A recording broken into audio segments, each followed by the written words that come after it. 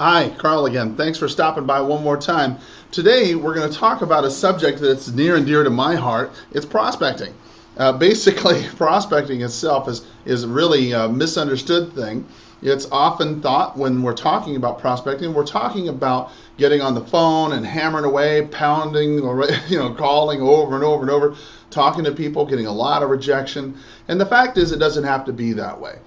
Basically, there's a couple things that we need to understand when we're talking about the subject of prospecting.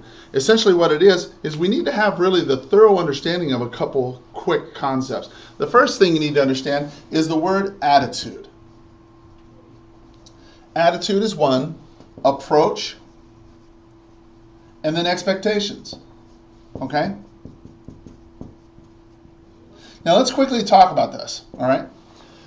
Attitude, approach, and expectations are the things that you need to remember when you're starting to talk about what it is you need to do to get the 25 extra deals you say you want. All right.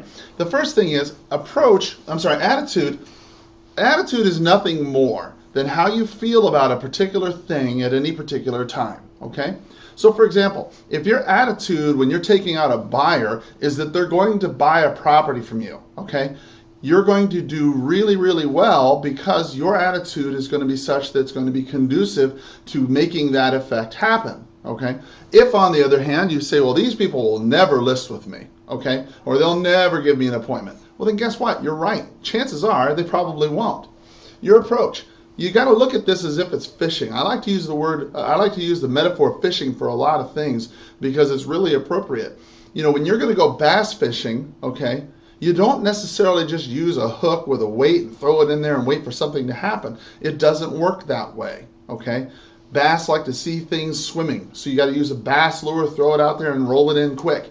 That's the approach, okay? So likewise, when you're dealing with an open house, okay, if you're out there trying to get a first-time home buyer, okay, well then it doesn't make any sense to go ahead and go to a $500,000 listing and hold an open house. It just doesn't work that way. Likewise, if you're trying to go ahead and get a seller, all right, someone who's going to sell their property relatively quickly, all right, you may not necessarily want to see yourself going into a $1 million neighborhood because you and I both know those properties don't sell very quickly. So you have to use some common sense when it comes to this when you start thinking about your approach. And then, of course, your expectations. What do you see happening here, okay?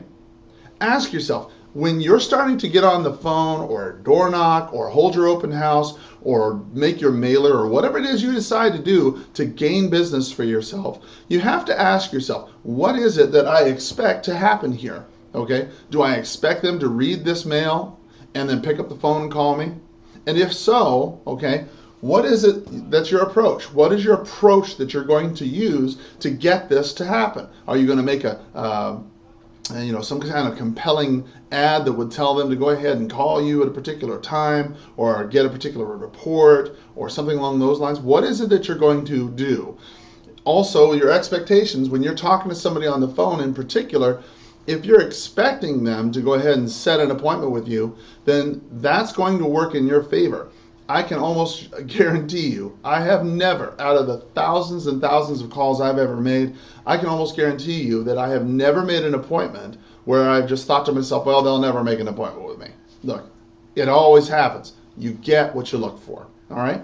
So the next thing you need to do when you're trying to figure out how to get those 25 deals is you need to decide for yourself if you're going to either buy, wait, or earn the business that you're going after, okay? When I say buy, all right, buying business is really nothing more than running a lot of ads, okay, in the paper or radio or billboards, bus benches, whatever it is you decide to do. But you're spending a lot of money to go out and make that happen. The problem is when you start making those sorts of financial commitments, if you're a new agent, you may not have the money to continue doing that. And believe me, you can burn through a lot of money. Just to tell you a quick story, I spent like $7,000 one time on an ad, okay, that people put their baby butts on in the shopping carts, and I got zero out of it. It was a waste of money. Look, don't spend money like I did, okay? You can wait for business. If you're a brand new agent, you're going to die on the vine. I can promise you this. Pack up, better yet, do this. If you're a new agent in our company, or even an experienced agent with not a lot of background in marketing, not a lot of background in your center of influence or anything like that, especially if you're a new agent, do this for me. If you have decided to find business by waiting for it, then go up to the front desk and ask one of our ladies for a box. And you're going to need it, because that's where you're going to be packing your things here pretty soon when you leave the business, because you will run out of time and you will run out of money. Waiting for business. Look, you are not at this point in your career where a doctor is, where they can have patients coming into them left and right and they have to wait to see them.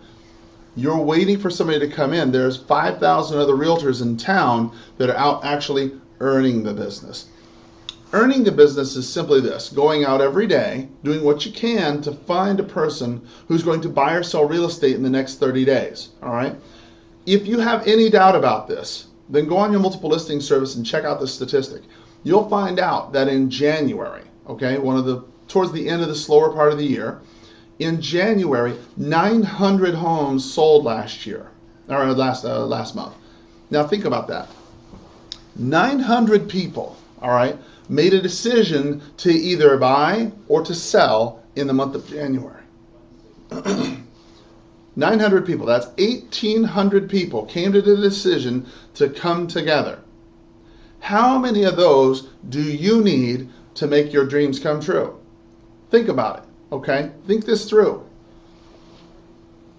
All we said in the last example was that you wanted to get 3 out of 1,800 people. You mean to tell me that by working 5 days a week, 8 to 10 hours a day, working, spending quality time looking for buyers and sellers, that out of 1,800 possible chances, you can't get 3? Really? What are you doing with your time? Come on, think this through. You're not stupid. If you were stupid, you wouldn't be here. All right? You have my confidence in the stuff that you're doing. You have the confidence of the board. You have the confidence of the company. We know that because you're here trying to learn what you can, that you can make those 3 transactions happen for yourself. Okay? Now the next thing is, you have to understand that buying business can be very, very expensive. Okay? Waiting for your business is also doubly expensive, not only because you're waiting for stuff to happen, but you've spent money to go ahead and get, your license, but you're not using it. Your return on your investment is very, very low. But earning, okay, doesn't really cost you a whole lot.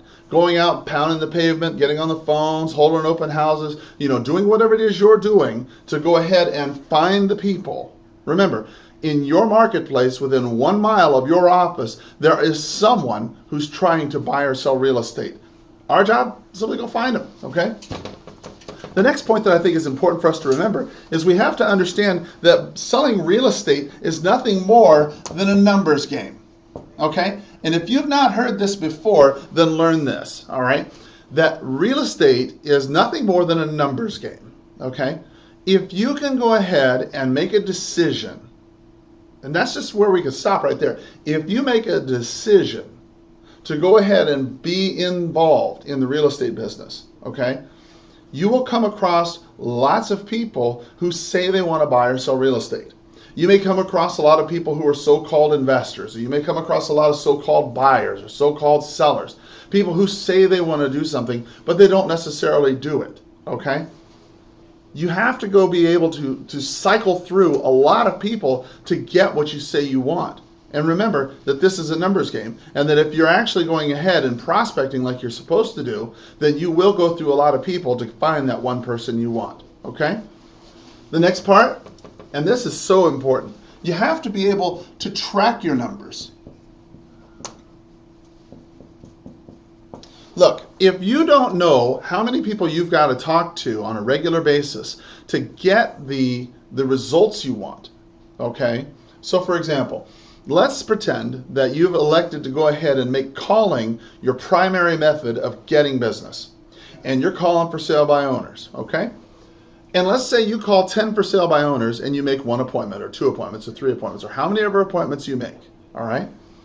When you've made those appointments, you find out, okay, I talked to 10 for sale by owners, and I made 4 appointments, And out of those 4 appointments, I made 2 listings.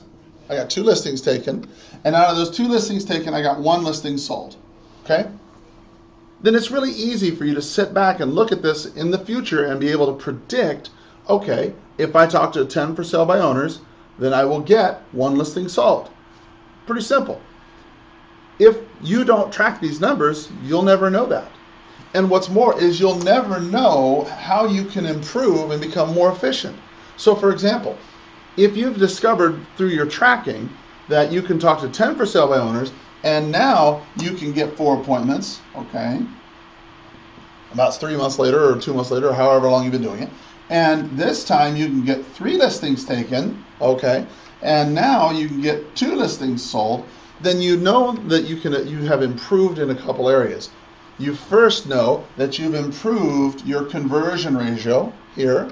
You also know that you've improved your listing presentation because more people are being receptive to you and listing your home. You also know that your pricing has gotten better because now you can go ahead and say with certainty that twice as many homes have sold with the same amount of energy expended.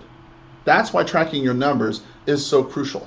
So anyway, we'll go ahead and we'll continue more with this subject later. But for now, just remember those basic things. Attitude, approach expectations, buying your business, waiting for it or earning it, and then tracking your numbers. Those are the most important steps to beginning your career. Thanks a lot, and we'll talk to you soon. Bye.